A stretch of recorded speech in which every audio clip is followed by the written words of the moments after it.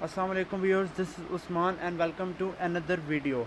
तो आज के इस लेक्चर में हम लोग जो इसका जो चैप्टर नंबर 27 है या लेक्चर 27 है वो कवर करेंगे। तो इस चैप्टर का नाम है creating a simple web application in Tomcat. तो टॉम कैट का हम लोगों ने जो है प्रीवियस लेक्चर में देखा था, पढ़ा था कि टॉम कैट अपाचे सर्वर है जो वेबसाइट्स को डिप्लॉय करने के लिए यूज़ होता है। तो इसमें हम लोग जो चीज़ इंपॉर्टेंट होगी पेपर के पॉइंट ऑफ व्यू से तो उसको देख लेंगे। अच्छा, इसमें जो है सबसे पहले ये वेब एप्लीकेशन की इसमें उन्होंने उसको डिफ़ाइन किया हुआ है। इसको मैं हाईलाइट भी कर लेता हूँ। इसमें कह रहा है कि a web application is defined as a hierarchy of directories and file in a standard layout. ठीक है, वेब एप्लीकेशन को किस तरह से डिफ़ाइन करते हैं कि ये डायरेक्टरीज और फाइल्स का हायरार्की है। ठीक है, web application is a hierarchy of directories. ठीक है, जो कि दो तरीके से यूज़ हो सकती है। Directory can be used in two forms. तो सबसे पहली जो फॉर्म है वो है अनपैक। अनपैक में क्या होता है कि यूज्ड मोस्टली ड्यूरिंग डेवलपमेंट। ठीक है, डेवलपमेंट के दौरान जो फॉर्म यूज़ हो रही होती है इस हायरार्की की, उसको अनपैक फॉर्म कहते हैं। दूसरी पैक फॉर्म है जिसको नाउन एज वेब आर्काइव या रार फाइल जिसे कहते हैं। ठीक है, पैक फाइल को रार फाइल भी कहते हैं। ठीक है, और दूसरी इसका जो पॉइंट है वो ये कह रहे हैं कि mostly use to deploy web application. ठीक है, वेब एप्लीकेशंस को सर्वर के ऊपर डिप्लॉय करने के लिए जो फॉर्म यूज़ होती है उसको पैक कहते हैं। अच्छा, इसमें एमसीक्यूज़ ये आ सकता है कि जो हायरार्कीज़ हैं ये किन किन फॉर्म्स में यूज़ हो सकती हैं। तो दो फॉर्म्स में यूज़ हो सकती हैं, अनपैक और पैक में। उसके बाद जो चीज़ इंपॉर्टेंट है उसमें ये जो हायरार्की है ना, ये पेपर में पूछते हैं लॉन्ग क्वेश्चन में।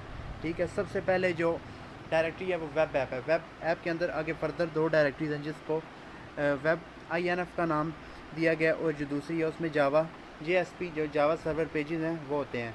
आगे वेब INF के अंदर फर्दर डायरेक्टरीज हैं। जो सबसे पहली फाइल है या फोल्डर है, ठीक है, विच इज़ अ web.xml।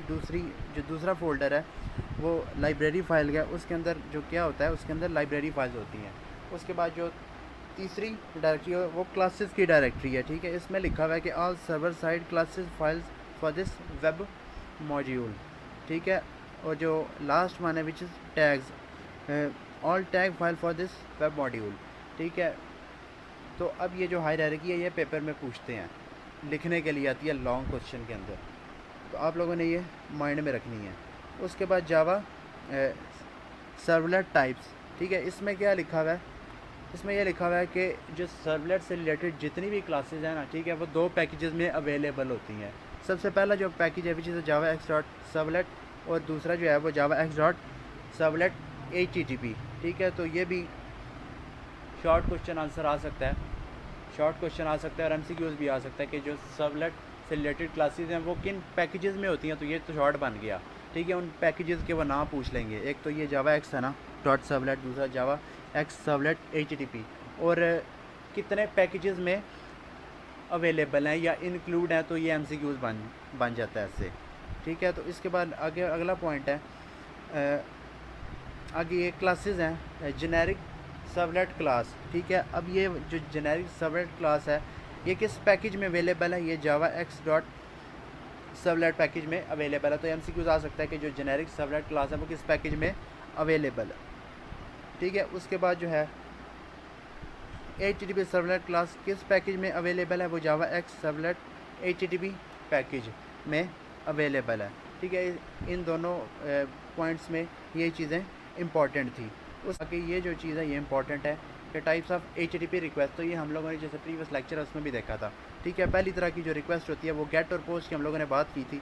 यानी अगर हम क्लाइंट जो है वो अगर ब्राउज़र पे किसी चीज़ की रिक्वेस्ट करता है, यानी क्लाइंट को रिक्वेस्ट करता है, लाइक हम लोगों ने जैसे उस एग्जांपल देखी थी वर्चुअल यूनिवर्सिटी की, यानी वर्चुअल यूनिवर्सिटी की जो वेबसाइट्स हैं वो क्लाइंट चाह रहा है कि वो ब्राउज़र पे शो हो जाए, तो वो क्या करेगा, वो रिक्वेस्ट करेगा। तो उस केस में जो HTTP की रिक्वेस्ट यूज़ होगी वो वहाँ पे गेट मेथड यूज़ हो रहा होगा। ठीक है, आगे इसमें लिखा हुआ भी है request a page from a server. वो कोई भी पेज हो सकता है, वो कोई भी वेबसाइट हो सकती है, वो कोई भी वेब एप्लीकेशन हो सकती है। ठीक है, this is the normal request used when browsing web pages. यानी वेब पेजेस को अगर हमने ब्राउज़ करना है, सर्वर से क्लाइंट साइड पे लेके आना है, ब्राउज़र पे शो करवाना है, तो उसके लिए जो रिक्वेस्ट यूज़ होती है, ठीक है, वो गेट रिक्वेस्ट या गेट मेथड यूज़ होता है।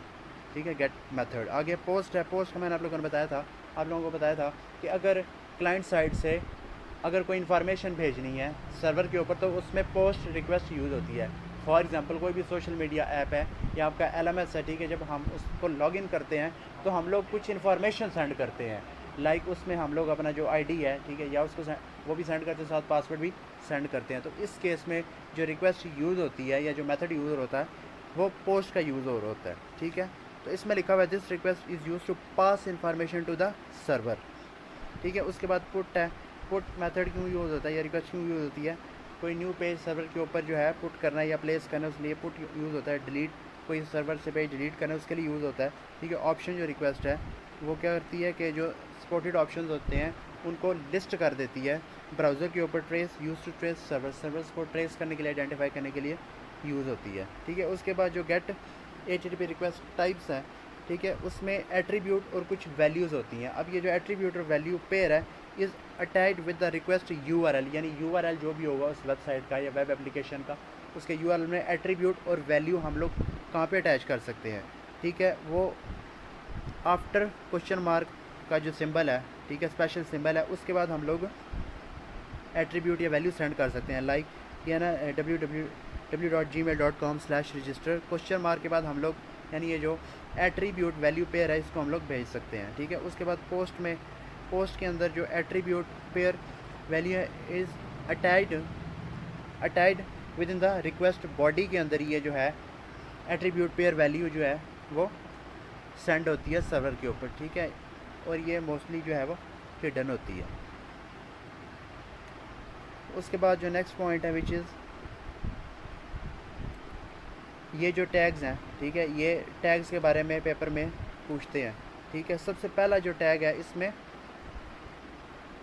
ये तो है XML का वर्जन है, साथ एनकोडिंग कौन सी यूज़ हो रही है, ठीक है। उसके बाद जो नेक्स्ट है ये इंपॉर्टेंट है वेब ऐप। वेब ऐप जो टैग यूज़ हो रहा होता है, ठीक है, इसका मतलब है कि वेब एप्लीकेशन इधर से स्टार्ट हो रही है, ठीक है। अब HTML में भी टैग्स यूज़ हो रहे होते हैं, ठीक है, और XML में भी टैग्स यूज़ हो रहे होते हैं, ठीक है। तो हम लोग XML फॉर्मेट यूज़ कर रहे हैं सर्वलेट को क्रिएट करने के लिए, ठीक है। तो वेब ऐप का मतलब ये हो गया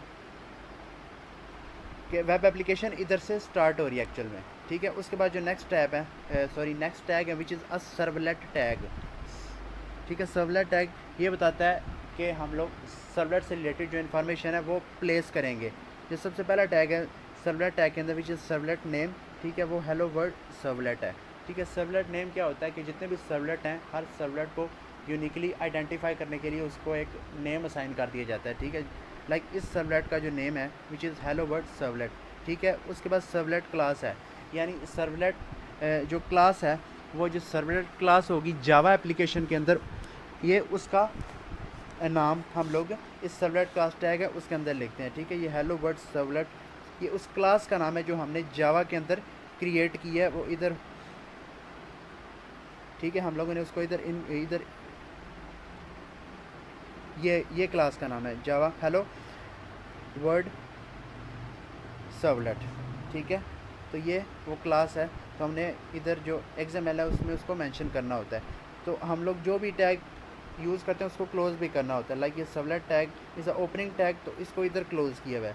इससे रिलेटेड जो भी इन्फॉर्मेशन है वो हम लोगों ने इधर इंक्लूड कर ली है, ठीक है। लाइक सर्वलेट नेम है और सर्वलेट क्लास है। अच्छा, सर्वलेट जो नेम है वो यूनिकली आइडेंटिफाई करता है, ठीक है, और सर्वलेट जो क्लास टैग है वो उस क्लास को रिप्रेजेंट कर रहा होता है जो हम लोगों ने जावा के अंदर बनाई होती है। उसके बाद सर्वलेट मैपिंग का जो टैग है, ठीक है, इसके अंदर हम लोग एक तो सर्वलेट नेम मेंशन करते हैं, लाइक इधर जिस तरीके से ऊपर हम लोगों ने इधर हेलो वर्ल्ड सर्वलेट जो है वो सर्वलेट का नाम मेंशन किया हुआ है, ठीक है। उसके बाद आता है URL पैटर्न, ठीक है। अब सर्वलेट को एक्सेस करने के लिए, किसी भी एप्लीकेशन को एक्सेस करने के लिए उसका URL होना लाजमी है, ठीक है। तो इस सर्वलेट को एक्सेस करने के लिए उसका जो URL है वो URL जो पैटर्न है इस टैग के अंदर हम लोग उसको मेंशन करते हैं, ठीक है। तो सर्वलेट मैपिंग जो टैग है वो किस लिए यूज़ होता है, वो जो सर्वलेट का URL है उसको स्पेसिफाई करने के लिए यूज़ होता है, ठीक है। अब इसकी जो डिटेल है वो इसके अंदर लिखी हुई है। तो ये टैग्स हैं, इनका पर्पज़ जो है पेपर में पूछते हैं लॉन्ग क्वेश्चन के अंदर।